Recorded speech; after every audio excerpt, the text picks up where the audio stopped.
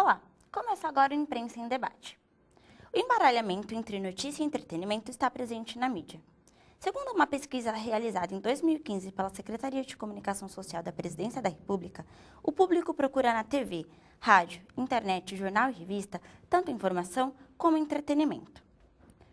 Hoje o Imprensa em Debate discute a convergência entre informação e entretenimento. Para isso, convidamos José Augusto Lobato, doutorando em comunicação, mestre em comunicação e editor e coordenador da agência Reporte Sustentabilidade, e Priscila Dâmora, editora-chefe da revista Molde e Companhia, que tem passagem como repórter pela revista Caras. Obrigada pela presença de vocês. Obrigada. A articulação entre jornalismo e entretenimento ela é complexa. Vocês acreditam que isso está ligado com os interesses mercadológicos dos meios de comunicação? Bom, acredito que, na verdade, assim, a informação ela teve que se tornar um produto vendável desde o início. O surgimento do jornalismo está ligado com a estruturação de uma atividade comercialmente viável.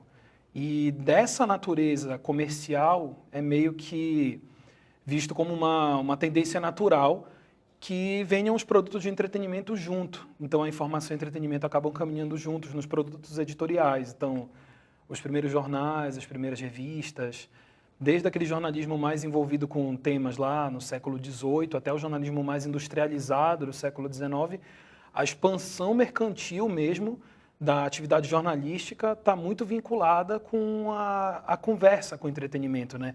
Que vai desde as tirinhas nos jornais, as histórias, os folhetins seriados lá do século XIX, até como a gente vê hoje na televisão, esse hibridismo entre informação e entretenimento, com os programas que vão transitar entre esses dois espaços, sem deixar muito claro, até para o próprio telespectador, o que seria, né? O que seria o limiar entre a informação e o entretenimento. Qual a sua opinião, Priscila? Eu concordo com o Guto plenamente e eu acho que assim esse preconceito que muita gente tem sobre esse tipo de jornalismo, eu acho que é difícil a gente colocar uma opinião muito fechada, né? Eu acho legal a gente gerar uma discussão. É um tipo de informação que é passada e tem um desejo do outro lado. É claro que a gente tem que ser pautado em algumas coisas que o jornalista e o veículo que trabalha, cada um tem a sua, tem a ética, tem a linha editorial, tem o que você pensa sobre aquilo, o que você vai fazer para pegar aquela notícia e como que você vai passar para o público. Mas esse público ele é sedento por esse tipo de informação. E esse tipo de informação gera zilhões de coisas, assim. A menina que está namorando com um famoso, que vai fazer uma publicidade, que vai vender shampoo, que vai vai participar na novela, e aí esse shampoo, a menina em casa viu a atriz, vai comprar e vai gerar um mercado e vai aumentar vendas. Então, assim, tem que ter um olhar que existe um tipo de influência e eu acho que não é nem tanto... É claro que a imprensa e o jornalista, ele tem essa função de ter mais o cuidado de saber o que ele está passando, porque ele está ali detendo a informação. Mas também tem que ter uma responsabilidade do lado do público, né? Que aí vem da educação, vem de várias coisas mais profundas. Mas assim, se você julga que aquilo não é pertinente, então você não vai consumir. Se você não vai consumir, para de existir. Ele existe, como o Guto falou, porque é vendável, né? As revistas de celebridade vendem muito, os programas que abordam esse assunto também têm um maior nível de audiência. Não quer dizer que a gente está jogando para baixo e falar que o público brasileiro não gosta de cultura, enfim. Mas eu acho que é uma discussão e que não é maniqueísta, não tem tipo nem certo e nem errado. Existe um produto e existem pessoas que consomem. E aí eu acho que tem que saber lidar com uma maneira saudável, se é que isso é possível hoje em dia, assim. Entendi. Como você citou o público, a pesquisa brasileira de mídia em 2015 mostrou que os jornais ainda são os meios mais confiáveis para os brasileiros. E vocês acreditam que essa mistura de entretenimento com o jornalismo faz o jornalismo perder credibilidade? Em alguns casos, sim. Eu sempre penso nessas horas, quando a gente pega as mídias a impressão que dá é que conforme teve uma progressão da linguagem da mídia, teve também uma progressão do hibridismo dos gêneros e dos formatos. Então, a gente teve no primeiro momento ainda no impresso uma demarcação muito clara de especialidades, editorias. Então, aqui eu vou ler sobre agenda cultural, aqui eu vou ler de política, aqui eu vou ler internacional. Eu tenho um produto que é multidivisões, multi-especialidades e tal. A televisão já tem uma capacidade de misturar e mesclar tanto ficção com realidade, quanto a estética ficcionalizada com a estética jornalística, de uma forma muito mais intensa. Então, assim, a gente pega os programas como a Liga, um programa de televisão, né? A gente vai pensar, ele é um documentário, ele é um programa jornalístico, ele é um reality, o que é que ele é? Fica muito difícil, às vezes, deixar claro.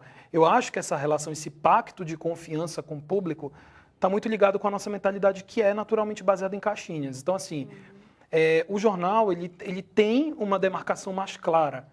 Eu acho que toda relação com o público está ligada num pacto.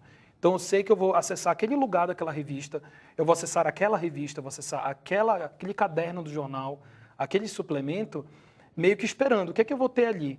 Eu vou ter ali textos mais poéticos, eu vou pegar uma Piauí, eu vou ter grande reportagem, eu vou pegar a Folha e eu vou ler textos mais curtos, mais concisos e mais factuais. Então, acho que essa relação de confiança está muito baseada nisso. Eu acho que o impresso realmente passa mais confiança. É claro que a gente tem os canais de notícias 24 horas na televisão. Na web, a gente vai ter também os experimentos dos próprios impressos que foram para a web e tentam manter esse estatuto mesmo, né? Mas eu acho que tem uma relação aí com esse hibridismo. Eu acho que a mistura dos gêneros ela é muito positiva. É por isso que a gente tem novelas que são factuais, por isso que a gente tem séries que falam do Brasil e por isso que também que a gente tem programas jornalísticos que divertem, emocionam, mobilizam o espectador, indo ou não para a beira do sensacionalismo. Mas, por outro lado, essa mistura confunde a nossa cabeça, como espectador, como leitor ou como ouvinte. Para autores como o sociólogo Pierre Bourdieu, o processo para deixar a informação mais atrativa se estende ao conteúdo. Para Bourdieu, conteúdos de fácil entendimento costumam ser privilegiados pela mídia. Reportagens envolvendo temáticas como música, esporte, turismo, moda, cinema, gastronomia, celebridades e estilo de vida e comportamento seriam, supostamente, menos entediantes para grande parte do público do que as notícias sobre economia e política e assuntos considerados ingratos, pouco excitantes, deprimentes e difíceis de tratar. Vocês concordam com o sociólogo? Definitivamente não. Eu acho que a função do jornalista é uma delas, é pegar o assunto e fazer com que ele seja digerido da melhor forma possível, porque o mais importante é passar a informação independentemente do jeito que ela é contada. Então, por que não deixar de uma forma mais agradável, deixar uma forma mais traduzida, deixar de uma forma mais engraçada, mais sarcástica? Por isso que a gente tem inúmeros exemplos de profissionais, enfim, por isso que é tão legal ter o estilo diferente de cada jornalista que está escrevendo, porque ali ele te dá diversas possibilidades. E como a gente fala com um público muito heterogêneo, é óbvio que se eu assumir um ar coloquial e super rebuscado na nossa realidade, no nosso Brasil e no nosso contexto, eu vou tirar o acesso ao invés de dar o acesso. E eu acho que a gente tem que deixar tudo muito acessível. E é uma discussão bem complexa, né? Porque as pessoas acham que você deixando aquilo mais digerível, você está nivelando por baixo, você não está fazendo um jornalismo com consistência, né? Não é... O jornalismo, na sua função, ele funciona assim, de diferentes modos. Não quer dizer que para você ser um jornalista sério, você só pode trabalhar na editoria de política e economia. Se eu faço entretenimento, não quer dizer que eu não conheça política e economia, mas é cada um no seu quadrado e tem espaço para todo mundo. E eu acho que não. Eu acho que você tendo... É muito difícil você fazer o o coloquial, assim. É muito difícil você chegar e atingir uma massa, atingir as pessoas de uma maneira mais suave. É um exercício mental também, do que você pegar e entrar naqueles quadrados, naquele texto super rebuscado de palavrinhas difíceis. É mais difícil você conseguir atingir todo mundo.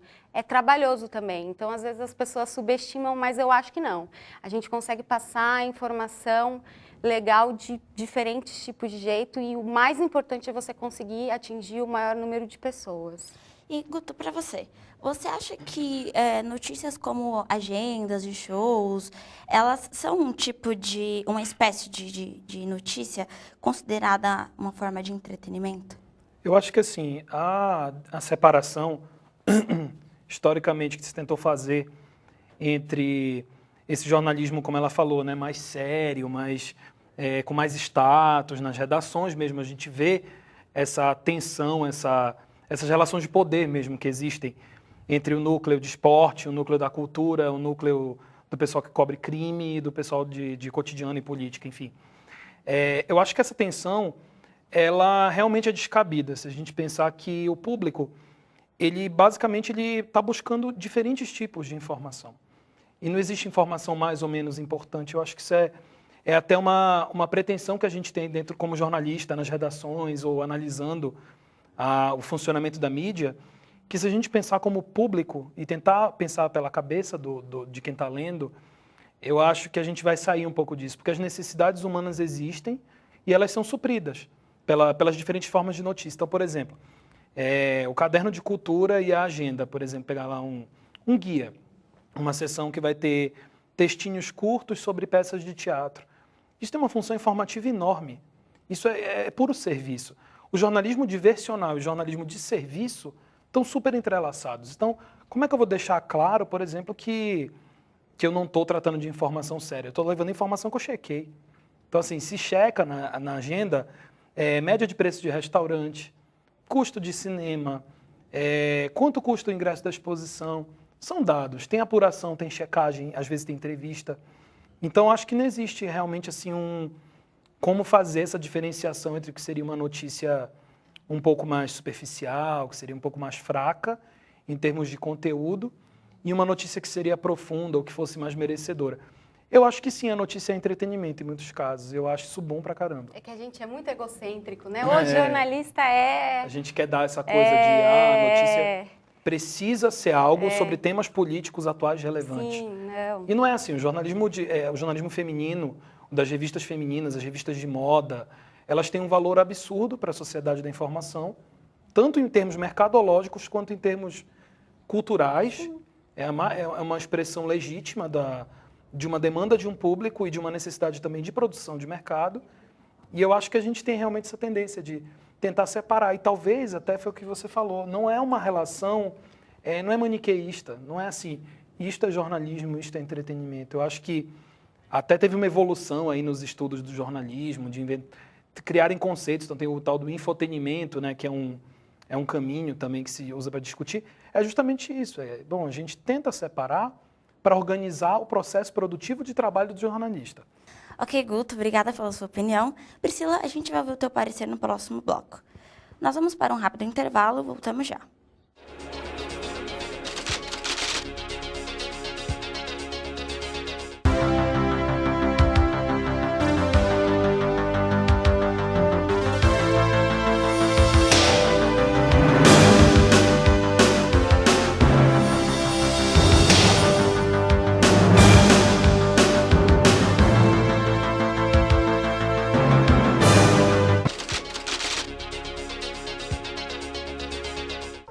Debate está de volta. E hoje eu converso com Priscila Damora, editora-chefe da revista Moda e Companhia, e José Augusto, editor da agência Report Sustentabilidade, sobre a relação entre notícia e entretenimento. Mas antes, nós vamos saber a opinião do público sobre o que eles acham entre a mistura de jornalismo e entretenimento.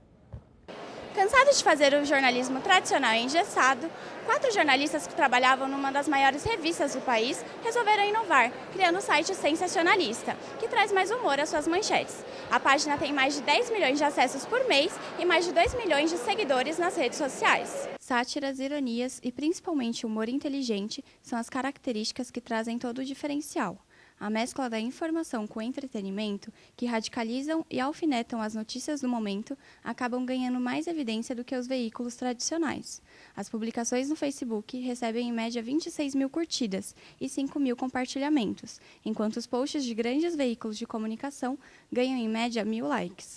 Será que o entretenimento é uma nova forma de jornalismo? Eu acredito que sim, quando é bem organizado, como é usado de uma forma crítica, de uma forma inteligente, tem tudo para ser, sim, um meio informativo. Sim, o entretenimento ele é uma nova forma porque hoje, pela questão de que as pessoas estão tendo um tempo mais curto, né, estão sendo mais, tem que ser mais rápida na rotina, elas não têm paciência, hoje o mundo está ficando muito sem paciência. E essa questão da impaciência não deixa com que uma pessoa ela foque só numa notícia. Ela quer também se distrair, quer se descontrair. E o jornalismo, dessa forma de entretenimento, ajuda bastante esse descarregamento de peso da pessoa, da rotina. Eu acredito que, na verdade, é um complemento. A gente tem sempre as matérias mais sérias e, às vezes, o entretenimento ele quebra um pouco isso e faz com que mais pessoas leiam, porque, às vezes, a pessoa deixa de ler por ser muito sério o conteúdo. Então, acho que ajuda. Eu não sei se o entretenimento é uma forma de fazer jornalismo. Eu acho que o entretenimento é uma forma atrativa de fazer jornalismo. Mas, na minha visão, eu não acho que é a melhor forma de fazer jornalismo, essa mistura de entretenimento com jornalismo. Bom, retomando a pergunta, Priscila, você acredita que conteúdos como agendas de shows e agendas culturais, elas podem ser tidas como uma forma de jornalismo de entretenimento? Sim, completamente, completamente. Aquilo vai levar com que a pessoa, como o Guto falou, vá no restaurante, consiga pagar mais barato, saiba que se ela for em determinado lugar da cidade vai ter show de graça, vai ter teatro a R$20, e aí ela sai de casa e ela consegue transitar por todas as coisas que são bacanas, que alimentam você culturalmente, né? A gente trabalha, mas a gente precisa se divertir e alimentar outras coisas. Então, a partir do momento que você está passando uma informação e aquilo vai ser útil para a pessoa, para mim é super válido e é informação. A partir do momento que uma mulher vê uma revista feminina e vê uma receitinha caseira que vai deixar o cabelo dela incrível, ou que ela vai perder o quilo que ela quer, ou que ela descobriu que, sei lá, fazendo algum procedimento vai melhorar a vida dela e a autoestima dela vai ficar incrível e ela vai para o trabalho melhor, vai para a vida melhor. Eu acho que tudo isso é informação e é válido. Se a gente conseguir transformar as realidades, as pequenas e as grandes, eu acho que tudo isso é bem válido. E, na opinião de vocês, existe um limite entre o entretenimento e jornalismo de humor, como alguns veículos têm feito ultimamente? A exemplo do sensacionalista? É uma pergunta legal. Eu acho que é uma tendência. Esse jornalismo de humor, ele, em alguns casos, como sensacionalista, ele vai no rumo da ficção mesmo. Né, as ficções que são tão absurdas que parecem verdades, assim. Que é a linha do sensacionalista, e que usa as técnicas. Então, vem o lead, vem a fonte especializada, vem o título impactante. Eles seguem toda a cartilha do jornalismo com acontecimentos inventados ou ironias, evidentemente que não tem um propósito jornalístico claro. Já outros programas vão pegar a via do humor, vão pegar essa via do humor de fazer graça, mas vão fazer jornalismo. Muitas vezes jornalismo investigativo, que é considerado mais o topo da cadeia alimentar, assim, das redações, o CQC, né? Faz Sim, o CQC isso. é um bom exemplo. Eles fazem, né? Então tem quadros, por exemplo, o Proteste Já, que era um quadro muito bom do CQC, falava disso. No caso do jornalismo esportivo, isso aí é o padrão, esse jornalismo não só de humor, mas também um pouco mais descolado, um pouco mais solto. Eu acho que essas amarras que estão sendo soltas são muitas vezes vistas negativamente. E não, eu acho que esse flerte é interessante e facilita no que ela falou. Quer dizer, a informação é mais digerida, ela é mais, ela já vem um pouco mais mastigada e facilita. E passando a pergunta agora para você, como ele falou, esse flerte, você acha que ele é mais interessante também para atrair os jovens para assuntos que são considerados mais densos, como política e economia, por exemplo? Ah, sim, com certeza. Eu acho que, assim, cada geração tem uma necessidade, né, de você prender, sei lá, a atenção. Mas eu acho que tudo é válido e você vê que essa geração nova, ela busca por isso. Então, eu acho que vai até um pouco além, né? Você consegue provocar o leitor, o espectador, com sarcasmo, com indiretas, e você consegue falar sobre política, sobre economia, sobre problemas sociais, sem ser tão agressivo, sem ser tão sério para espantar, para não chegar em casa, não vou ver jornal porque eu não entendo nada de política, não vai ajudar em nada na minha vida, fui. E aí você consegue, com esse tipo de linguagem, atrair as pessoas. E elas são provocadas. A gente pode até, o Guto que entende e estuda a TV, imagina, numa época que, não vou nem até na época da ditadura, mas sei lá, programas como TV Pirata, que era super escrachado, ele colocava, tipo, críticas sociais muito fortes, mas que era... E, assim, você via aquilo num canal aberto,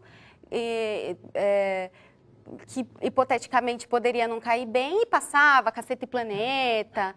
Então, assim, eu acho que é válido. Tem um monte de humorista que faz isso hoje em dia, mas também tem aquela coisa do politicamente correto, que hoje em dia é meio chato, porque você não pode falar de nada, que aí você é processado, você não pode tocar em nenhum assunto que você já é bloqueado ali, então aí vai um pouco na questão do seu direito democrático de se expressar, enfim. Hoje em dia tudo cai meio torto, né? As pessoas parece que em vez de estarem mais abertas, estão se fechando mais, mas eu acho muito válido e muito bacana e aproxima as pessoas. Você concorda com ela, Guto? Eu concordo, eu acho que assim, quando a gente pensa nessa interação, eu acho que, de novo, uma coisa super importante que relação construir com o meu público, ao que eu estou me propondo. Então, assim, um programa se questionou muito, por exemplo, quando o jornalismo esportivo foi todo para aquela linha um pouco mais Thiago Leifert, um pouco mais solta, livre de amarras. Mas também começou a surgir, primeiro pareceu que foi um sucesso, e foi. Depois começou a se questionar, dizendo, mas isso está muito informal, está muito solto e tal. Então, acho que alguns códigos, claro, têm que ser respeitados em certa medida. Eu acho que algumas coisas...